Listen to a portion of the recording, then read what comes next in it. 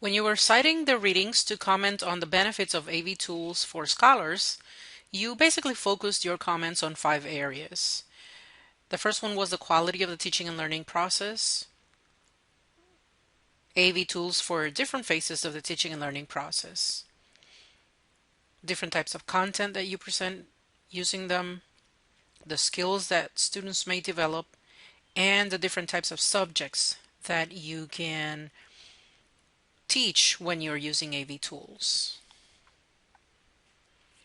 When you were talking about how AV tools can help increase the quality of the teaching and learning process, you mentioned first and foremost the ability of AV tools to really engage students and their interest when they are engaging in the learning experience.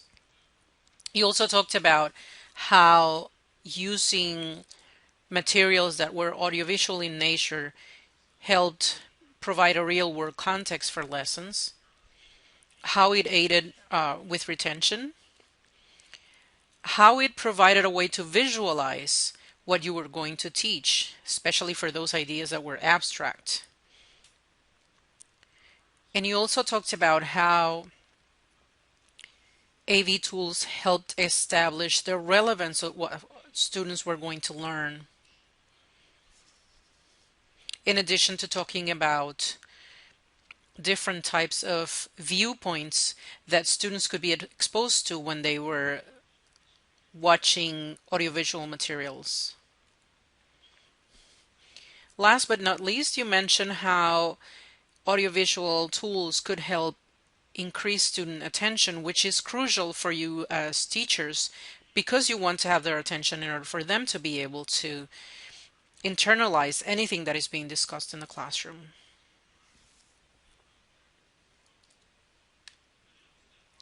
You also talked about the benefits of AV tools when it came to the different phases of the teaching and learning process. And so when you're trying to start a conversation, using something like a video can help students get started and can sparkle their interest. You also mentioned that this could be a supplement or to complement class materials during the process of teaching and learning. You also talked about those occasions in which students are really demonstrating what they have learned by creating their own work and sharing it. Also, in some occasions, you want to give the students the opportunity to review content that maybe they did not get the first time around. Maybe they needed to review it at a slower pace or a faster pace than you provided in the classroom, and AV tools are useful for this.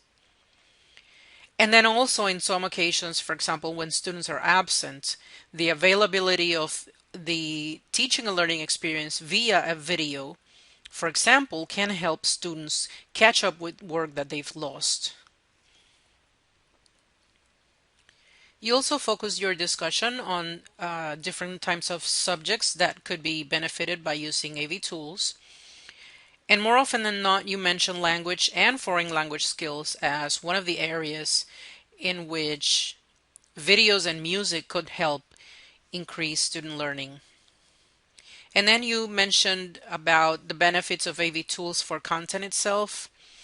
And for example, now you have the opportunity to provide access to experts in different fields, which you didn't have before if the expert did not come to your classroom. And also, you mentioned how nowadays you could curate a list of content using playlists so that you could use that for students to learn about a particular content you were trying to teach. You also talked about the kinds of skills students can develop by using audiovisual tools. And more often than not, you mention the ability of students to analyze what was being presented through the media using the knowledge that they had just gained through the learning experience. They can also develop critical thinking and problem solving. Using AV tools also encourages nonlinear learning. and it helps scholars develop quantitative reasoning.